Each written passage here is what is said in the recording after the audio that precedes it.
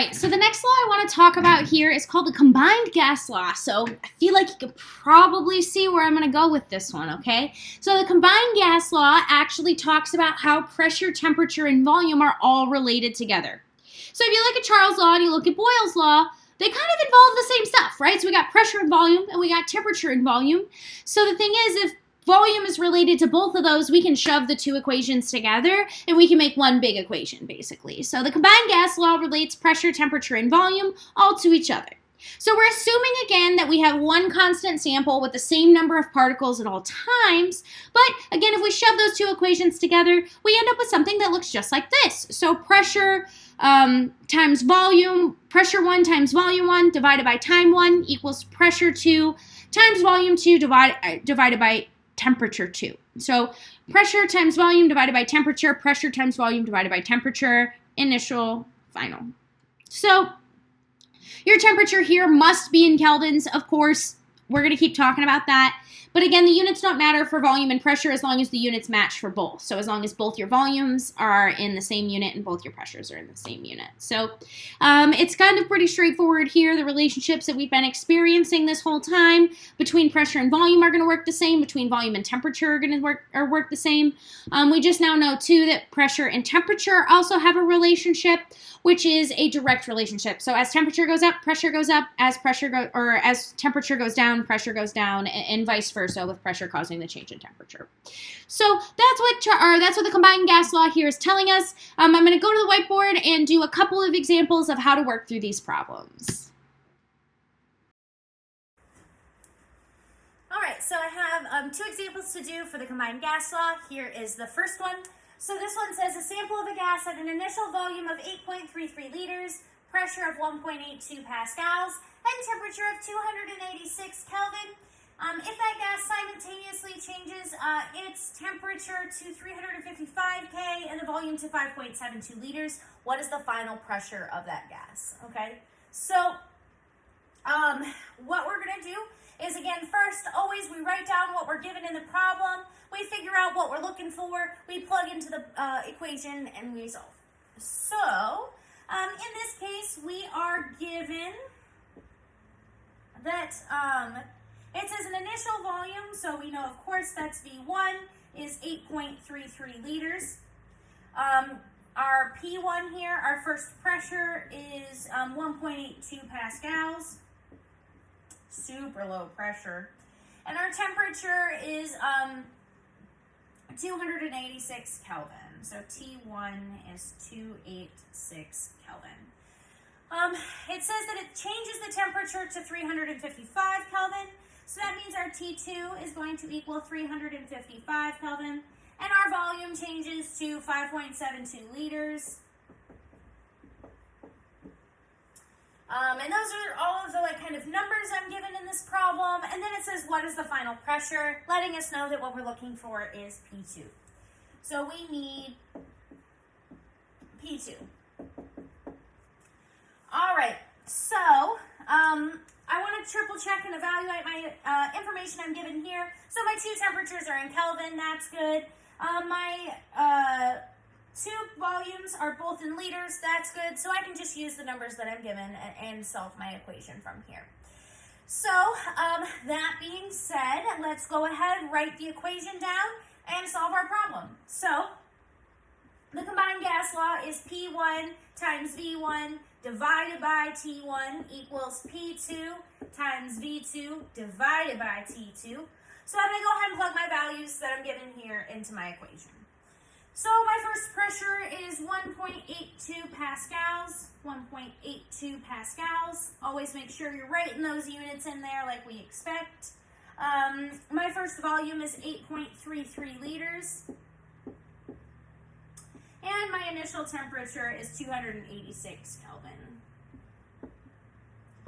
And then when I get to the right-hand side, I have, I'm looking for P2, so I'm going to leave that written as the variable. And V2 is 5.72 liters. And T2 is 355 Kelvin. Okay, so it looks looks like I've got everything plugged in. I need to go ahead and solve this problem. So again, you guys can solve these problems however you wish. I'm just going to tell you the way that I outright look at this problem and I think that I can solve it. So I need to get P2 by itself. To clear out a fraction like this where I'm multiplying something top and bottom by P2, you can do what's called multiply by the inverse fraction. So I'm going to flip this fraction upside down and multiply by that. So that means I'm going to multiply by 355 Kelvin divided by 5.72 liters. Got a little close over there. So this is going to be 355 Kelvin divided by 5.72 liters. All right, so I flipped that fraction upside down. So again, basically the way this works is, I'm multiplying and dividing by the same things, so they kind of cancel each other out.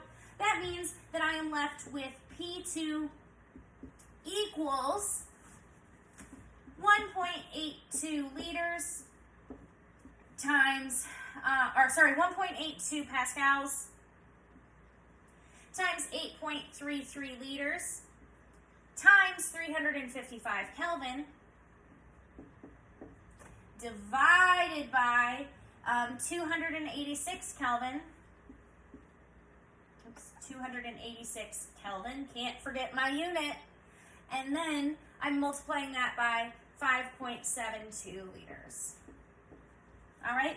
So I can go ahead and take a look at the information that's been written here. So I'm going to look at my units and make sure I'm on the right track. I only see one thing that says pascals. However, I have liters on top, liters on bottom. Those cancel out. Kelvin on top, Kelvin on bottom. Those cancel out. And I'm left with pascals alone. So I'm looking for a pressure, and my unit is pascals. Pascal is the pressure unit, so that checks out. So let's go ahead, plug these numbers in, and solve the problem. So that's 1.82 times 8.33 times 355 equals, and I'm gonna divide that by 286 times 5.72. So in the end, I get 3.51086 ... I go back to my original problem to determine my number of sig figs.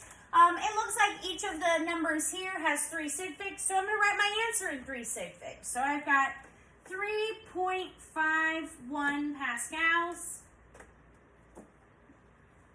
And so I'm looking for a pressure. I've got pascals as my unit. That's what I'm looking for. That's good. I just triple checked my sig figs. I've got 3 sig figs. So this is my answer. Pressure 2 is 3.51 pascals. So this is the first example. I'm going to go ahead, reset, and come back for the second one. All right, so let's go ahead and do another example for the combined gas law. So this one says this one says a container of hydrogen gas has an initial pressure of 662 pascals, volume of 46.7 milliliters, and temperature of 266 K. After an experiment, the temperature is 371 K, the pressure is 409 pascals. So what is the final volume of this gas after this experiment? So as usual, we're going to figure out what we're given, figure out what we're looking for, take those values, plug them into our equation, and solve. So what are we given here? Starting from the beginning of the problem, as always, I'm going to say, okay, my container of hydrogen gas has an initial pressure of 662 pascals. So initial and pressure, so that's going to be P1, is 662 pascals. Our volume is 46.7 milliliters, so that's V1 is 46.7 milliliters. And our temperature is 266 K. So this is still the initial temperature, 266 Kelvin. After an experiment, so this starts to indicate to me time period 2. So after an experiment, time period 2 says T2 is 371 K. And we're given another pressure, so our P2 is 409 pascals. If we continue reading in our problem, we see that we have all of the numbers written down. We just want to know what is the volume after the experiment. So that's telling me I need V2. All right, so I'm going to go ahead and triple check my values here before I start to plug them in. So my two pressures are both in pascals. My two temperatures are, so those units match. My two temperatures are in Kelvin and I need Kelvin. So I'm good to go here. I'm going to go ahead and plug these values into my equation. Remember, the combined gas law is P1V1 divided by T1 equals P2V2 divided by T2. So my first pressure, I can go ahead and start plugging these values in, is 662 pascals. And my initial volume is 46.7 milliliters. And I'm going to divide by T1, which is 266 Kelvin. And that equals pressure 2, which is 409 pascals, times V2, what we're looking for, divided by my T2, which is 371 Kelvin. So this problem is going to be relatively similar to the last one we solved. So let's go ahead and bite the bullet and do it. So if I have V2 multiplied by 409 pascals divided by 371 Kelvin, I can flip that fraction to get rid of it. So I'm going to multiply by 371 Kelvin divided by 409 pascals. A little cramped over here again. I'll get it right one of these times. So that's 371 Kelvin divided by that 409 pascals. All right. So again, I'm multiplying and dividing by the same things. Those are going to cancel out. So on this side, I now have that V2 equals 662 pascals times 46.7 milliliters times that 371 Kelvin. And then on my denominator, I have 266 Kelvin, and we're multiplying that by the 409 pascals. All right, so that being said, let me triple check my units, make sure I'm on the right track here. So, V2, if I start to look at my units, I have a volume, so I'm expecting a volume unit in the end. This first one here, I've got pascals on top and bottom, so those are going to cancel out. And then I have milliliters. I don't see milliliters anywhere else. And then I have Kelvin over here on top, Kelvin over here on bottom. So those are going to cancel out. I am left with milliliters. Milliliters is a volume unit, so that's a huge hint that I'm on the right track here. So I can go ahead and solve for V2. So V2 equals 266, or 260, that is one of the numbers. How about 662 times 46.7 times 371, and then I'm going to divide that by 266 times 409. So I go back to the original problem to determine my number of significant figures. All of the numbers in my problem have 3 significant figures, so my answer is going to have 3 sig figs. So my calculator says 105.425, so on and so forth, milliliters. However, I want to make sure I've got 3 sig figs, so I'm just going to write down 105 milliliters. So again, my volume unit is correct, and my I have the correct number of sig figs. So it's kind of a bit harder. You know, we were able to really easily check with Charles and Boyle's law, you know, how pressure and temperature affected each other and how pressure and volume affected each other. It's a little bit tougher here because we're looking at how 3 factors all interact with each other. But one thing you can do is just kind of make sure that your numbers are relatively in the same range. You don't have a huge blowout or anything. So I got 46.7 milliliters. I got 105. That's not that great of a change. You know, it's not like I'm all of a sudden going like 46.7 to like 1 million milliliters or something like that. That would be something that might ring an alarm bell for me. So kind of in the same areas here. 105 doesn't look like it'd be that bad if those were the changes we made. So that is the combined gas law. I hope you enjoyed.